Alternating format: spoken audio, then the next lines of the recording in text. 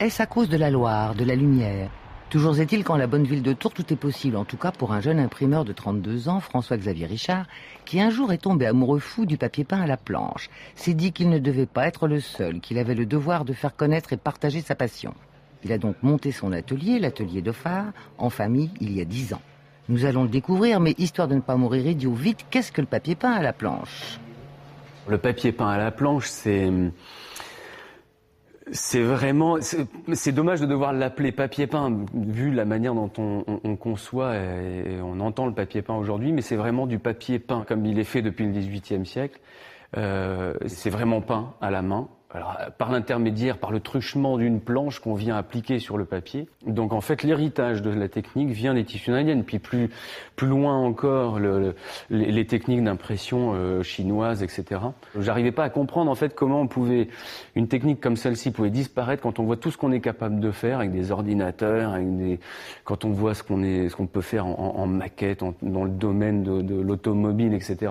L'idée, c'était vraiment aussi ce défi qui devenait très excitant de se dire on part du plus moderne d'aujourd'hui, l'ordinateur, des tas de techniques qui sont liées à l'industrie, et on va aller la faire aller le chemin inverse un peu, aller faire voir un petit peu du côté de l'artisanat ce que ça peut donner. L'idée est partie de là et de se dire ok, il y a quelque chose à faire, on y va. Drôle d'aventure pour celui qui au départ voulait faire du théâtre et trouvait qu'il n'y avait rien de plus laid que le papier peint. Non content d'en faire aujourd'hui revivre les techniques, il a aussi fabriqué ses outils. J'ai donc commencé par fabriquer une presse, une copie de presse 18e. Premier outil sur lequel d'ailleurs mon père intervient avec moi.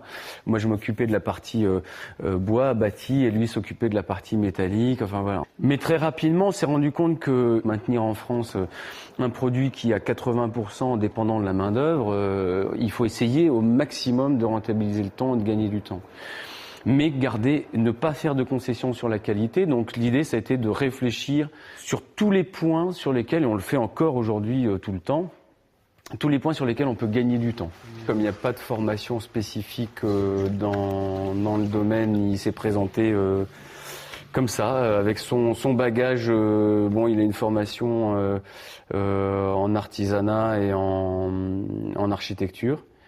Et puis il a mis tout de suite les mains dans la peinture et puis je l'ai formé sur le tas à partir de rien puisqu'il n'avait jamais vu ces techniques-là évidemment. Ça c'est la colle de peau de lapin. C'est le liant en fait dans la couleur. La peinture à la détrempe en fait c'est du pigment naturel et de l'eau et c'est lié avec de la colle de peau de lapin. Et comme c'est une colle organique, elle reste plastique et assez élastique en fait avec les années. C'est une recherche qui se fait à l'œil en fait. Donc généralement on a le modèle de la couleur qu'on recherche précédemment et c'est en appliquant la couleur modèle sur les essais qu'on a fait qu'on définit après s'il faut rajouter tel ou tel pigment pour arriver à la couleur qu'on recherche. Le laboratoire de couleur de l'atelier est placé à la lumière en fait du nord parce que c'est la seule lumière qui ne change pas dans la journée. Alors là, je suis en train de tamiser la couleur en fait. Donc comme ce sont des pigments naturels en poudre, généralement, vous voyez, ils font des petits grumeaux à partir du moment où ils sont mélangés avec l'eau et la colle de peau de lapin. Donc on les passe ensuite dans un tissu qui va servir en fait à tamiser la couleur, à l'homogénéiser. Donc là, on va coucher les fonds. C'est la première étape de l'impression du papier peint proprement dit. Donc là, on part du papier vierge et on va appliquer la couleur sur une bande de 10 mètres.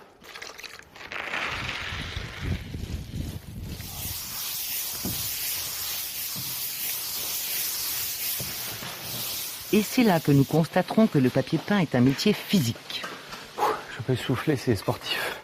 Alors le facteur temps de réalisation, mais le facteur temps climat aussi, parce qu'en fait, là je suis un peu essoufflé parce que c'est vrai que il faut pas traîner.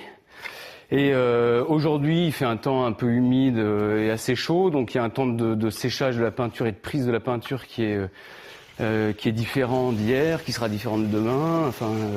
En l'occurrence, on travaille avec une matière vivante qui varie beaucoup selon ses notions de température, hygrométrie, etc. Donc là, on met le rouleau à sécher. Et il va passer quelques heures comme ça pour bien sécher. Là, on voit le séchage en cours là, qui se fait avec toutes les traces d'humidité. Le papier peint, un coup de foudre inattendu. C'est bon ? Mais l'amour du travail manuel, un héritage. Il y a, c'est clair, un héritage de ce qu'on appelle l'intelligence de la main, qui fait qu'on comprend. J'ai beaucoup travaillé sur des chantiers avec mon père qui a restauré pas mal de vieilles maisons. Et puis il y a effectivement cette histoire familiale. Donc le démarrage s'est fait seul, pas totalement, mais à peu près seul. C'est-à-dire qu'ils étaient là pour me soutenir, ils trouvaient l'idée bonne, etc. En fait, j'occupe bien leur retraite, puisque depuis qu'ils sont à la retraite, ils sont très présents dans l'entreprise. Il était déjà beaucoup avant. Puis-je me permettre de vous appeler maman? Qu'est-ce que vous faites là? Eh bien, j'essaie de dégager le mieux possible un papier peint ancien qui avait eu pas mal de couches de peinture, donc que l'atelier va reconstituer. Et ne me dites pas que vous avez demandé à votre fils de monter cette entreprise pour... Pour m'amuser sur du papier peint ancien. Non, oui. Pas du tout. Non, vraiment là, c'est très rare que je prête la main sur un plan technique. Là, c'est parce qu'en fait, c'est un travail minutieux qui ne demande pas de talent particulier. Il faut simplement être un peu soigneux, qui demande pas mal de temps.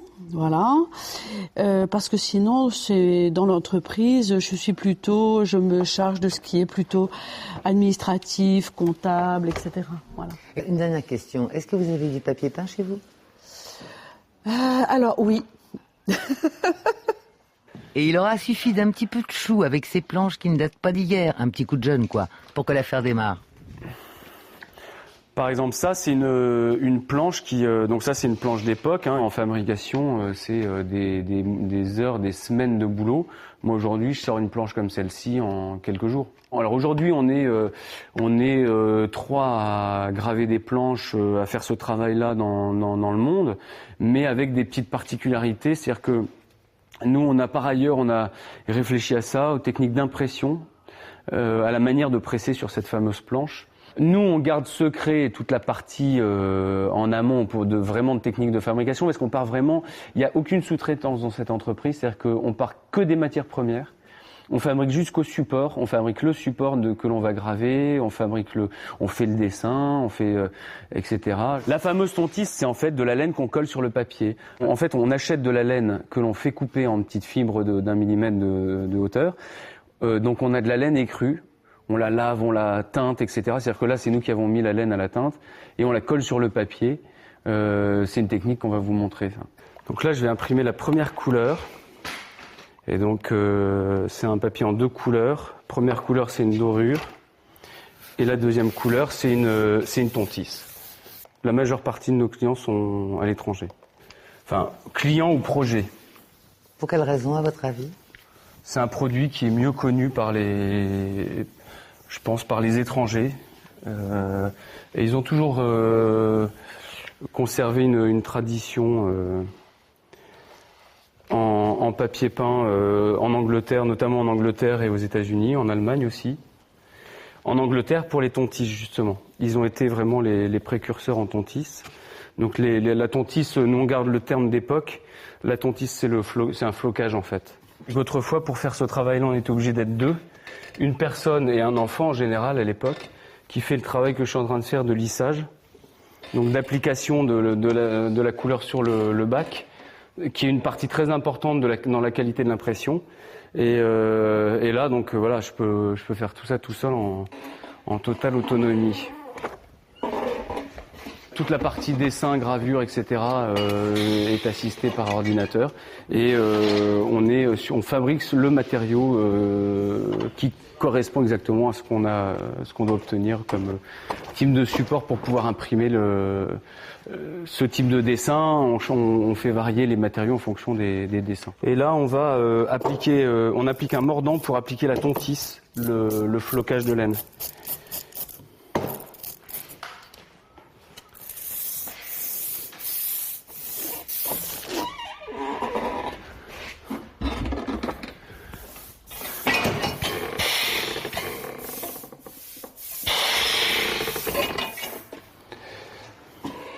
Donc on fait exactement la même chose, sauf qu'on a remplacé la peinture qu'on avait tout à l'heure, ce qu'on appelle une peinture à la détrempe, par ce mordant, qui est donc une sorte de colle grasse.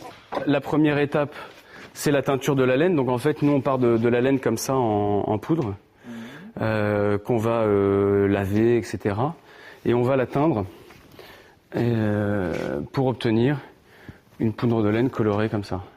Et on va tamiser la laine à travers le tamis pour la déposer finement sur le papier.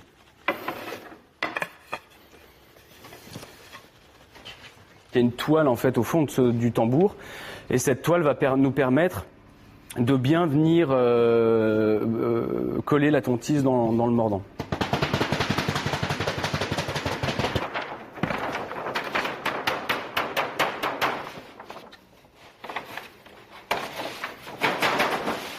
L'objectif, c'est évidemment de tout caler pour qu'il y ait le minimum de ratés.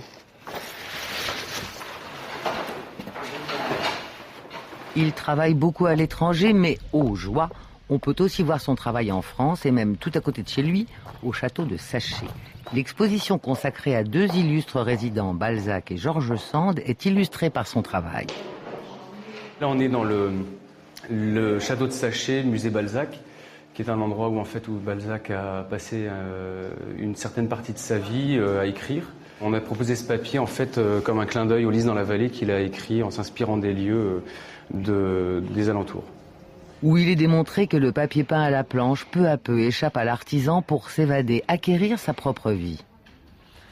Le papier peint fabriqué comme ça m'a appris à voir à plus envisager ce support comme un cache-misère ou une toile de fond anodine. Il y a un aspect, une dimension tellement tactile, puis c'est comme la peau de quelqu'un. Je veux dire, la peau c'est une surface, mais il y a derrière plein de choses. Quand on a fabriqué quelque chose en y passant du temps, en y mettant quelque chose de nous-mêmes, une fois qu'il est sur un mur, ouais, c'est une peau, voilà, ouais, mais ça j'y crois, ouais.